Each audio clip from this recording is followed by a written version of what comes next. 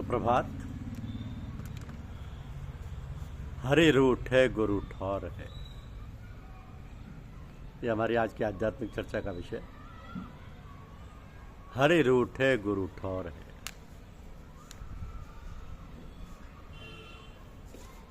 जुबां बंद कर लब को खामोश कर, ना कुछ मुंह से कह होश कर होश कर।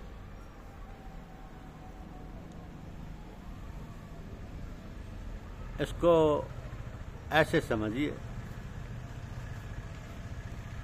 कि सबसे पहले अपनी तरफ नज़र करनी चाहिए। अपने शरीर को देखो, वो छोटी दुनिया है, इसमें कितनी नस नाड़ियाँ, रंग रेशे, खून, चर्बी, कितना मांस खाल मौजूद है, बहुतायत है।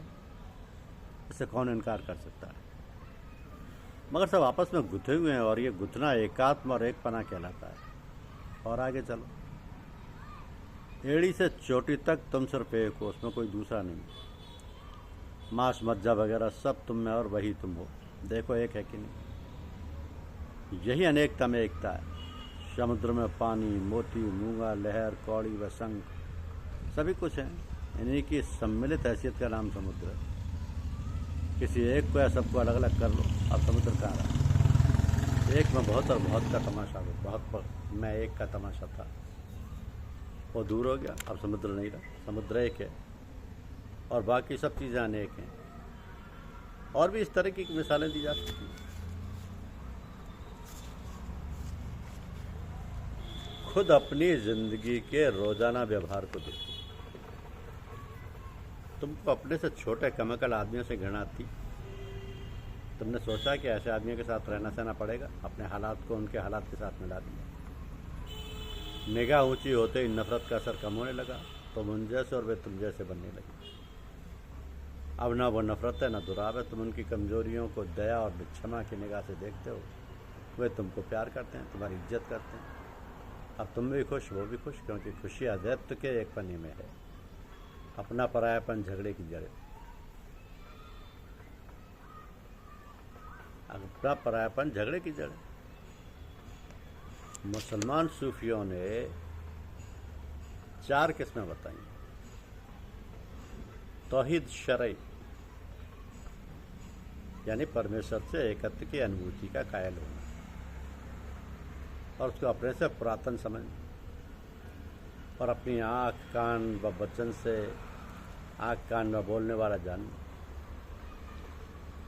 दूसरे तौहीद तरीकत यानी उपासना, फिर 2 किस्में। तौहीद अफाली यानी सभी कर्मों को ईश्वर का किया हुआ समझना और तौहीद सिफाती यानी सब में ईश्वर की सत्ता का मानना। तीसरे तौहीद जाति यानी सबको परमात्मा की जात का मानना और चौथे तौहीद हकीकत यानी उसमें अपने आप को मिलाकर बिल्कुल महव कर देना, लय कर देना। यही हिंदुओं में सालों के सामीप्य सारूप्य सायुज्य। इनको लोग मुक्ति के दर्जे बतलाते, मगर अद्वैत भी तो एक तरह की मुक्ति है। 2 की कैद या बंद से छूटकर एक में आ जाना ही मुक्ति है। और सालोक्य यानी ईश्वर के लोक में दाखिल होना, सामीप्य यानी ईश्वर के पास पहुंचना, सारूप्य यानी ईश्वर के रूप को प्राप्त करना और सायुज्य यानी ईश्वर के अस्तित्व में यानी निज धाम में दाखिल होना। ये सब स्थितियां हैं और कुछ नहीं। अब ज्ञान की उस बात की तरफ गौर करना चाहिए इसमें पत्थर काटने वाले और मूर्ति बनाने वाले की मिसाल दी गई है।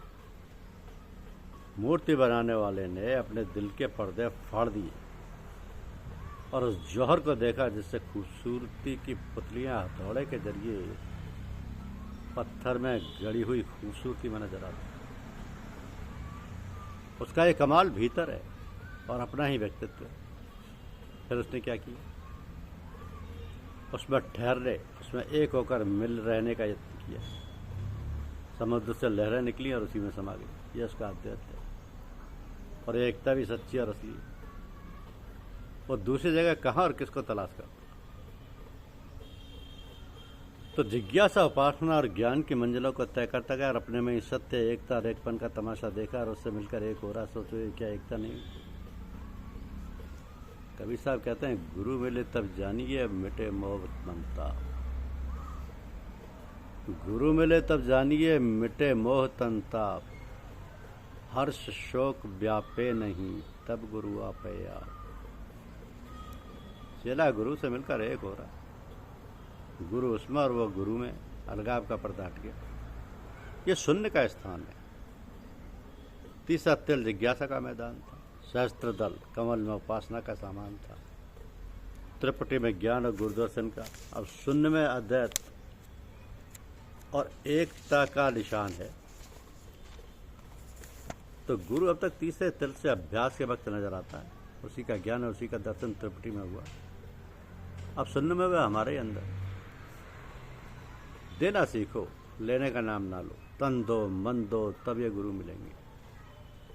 तन मन धन सब गुरु के अर्पण, इससे पहले गुरु नहीं मिलते। दिल लगी ना करो, मखौल ना उड़ाओ, असल बात को समझो, गुरुजनों की बुराई ना करो, ये असल भेद है। कबीर साहब कहते हैं कि कबीरा बे न रंधे जो गुरु को कहते, और हरि रूठे गुरु ठौर है, गुरु रूठे नहीं ठौर। गुरु इष्ट और ध्येय है, आदत से गिरा हुआ आदमी कहाँ ठहर सकता है, इसलिए गुरु पर सब कुछ नजर है। गुरु समान दाता नहीं, याचक जिससे समान, चार लोग की संपदा सो गुरु दीनी दान। सत्य नाम के पटतरे देने को कछुनाए, कहलाई गुरु संतोषिया विसरही मनमाए। सब कुछ गुरु को दे दो, अपना सारा बोझ उनके सिर पर रख दो, फिर आज़ादी से विचरते रहो। कबीर साहब कहते हैं मन दिया जिन सब दिया, मन के संग शरीर, अब देने को क्या रहा, यूं कत कहे कभी। जो कबो कहे मैं दिया, जो कबो कहे कि मैं दिया तो बहुत सहेगा मार। मन दिया तो क्या हुआ, तब मन दिया तो भला किया, जासी सर का भार। अरे मन दिया तो क्या हुआ, निज मन दिया तो जाए, कह कबीर बादास से कैसे मन पति आए। तन मन दिया आपना, निज मानता के संग, कहत कबीर निर्भय भया सुन सतगुरु प्रसंग। निज मन को नीचा किया चरण कवल की ठौर, कह कबीर गुरुदेव बिन नजर न आवे और। साधक के बीच में गुरु की ये हैसियत है कि जो ऐसा नहीं समझता वो मरा हुआ है, वो अद्वैत का क्या खाक समझेगा। गुरु मिले इसलिए एकत्व का संदेश सुनने में आया और वह एक बन गया। अब कहना सुनना सिख मारना है। जिसको गुरु नहीं मिला वो अद्वैत के कोरे वचन सुनकर गुमराह हो गया, अहम भर ब्रह्मास्मि कहता करता है, और हकीकत में न एकत्व है न अद्वैत का कायल, कहना ही कहना, हाथ में अखबार की खाली है। कबीर साहब कहते हैं सतगुरु पूरा ना मिला सुनिए धीरी सीख, स्वांग जति का पहनकर घर घर मांगी भीख। इंसान जिस तरह दिल लगाता है वैसी बातें उसमें पैदा हो जाती हैं। जैसे फोटोग्राफर ने तस्वीर की तरह दिल लगाया, मूर्ति बनाने वाले ने मूर्ति में दिल लगाया, मूर्ति की रूपरेखा दिल में पैदा हुई, ज्योतिषी ने ज्योतिष विद्या में दिल लगाया, तमाम चांद सूरज और सितारे उसके दिल में जगमगा रहे, और उनसे अलग कब है। सबका एक साथ रहना एक जात कहलाता है। ना वो कभी किसी से अलग हुआ ना किसी से मिला, वो जैसा है वैसा ही है, वैसा ही है। अगर दोष और कसूर हो सकता है तो इंसान के ख्यालों में हो सकता है, क्योंकि वो जैसा सोचता है वैसा ही बनता है। एक आदमी पेड़ को देखता है, दूसरा उसका आदर्श समझता है, तीसरा उसको भूत ख्याल करता है। चीज़ जो थी अब भी है, मगर ख्याल ने अलग अलग नाम पैदा कर दी। लालची को सीप में चांदी, प्यासे को शराब में पानी, डरे हुए को रस्सी में सांप। किसी की आंख में विकार होता है, यानी एक चीज़ में दो दिखाई देती। प्यासे को शराब में पानी, डरे हुए को रस्सी में सांप, लालची को सीप में चांदी दिखती है। ये गलतियां सिर्फ दिल के मैं होने के व विचारों के छोटा होने के कारण से हुआ करती। इसी तरह लोगों ने एक को अनेक मान लिया और वैसा ही कर रहे हैं, क्योंकि ख्याल में दो समा गए, इसलिए इंसान और द्वैतवादी और दो को मानने वाला हो गया। ये ख्याली बीमारी है जो सिर्फ ख्याल को दुरुस्त करने से ठीक होगी, यही इसका इलाज है। क्योंकि ये दोपना भी तो विचारों के कारण आ गया है, ये होना ही नहीं चाहिए। गुरु को जब समर्पित कर दिया अपना मन, तो मन भी तुम्हारा नहीं था, वो भी सब गुरु का हो गया। अब गुरु जैसे चाहे चलाएं। धन्यवाद।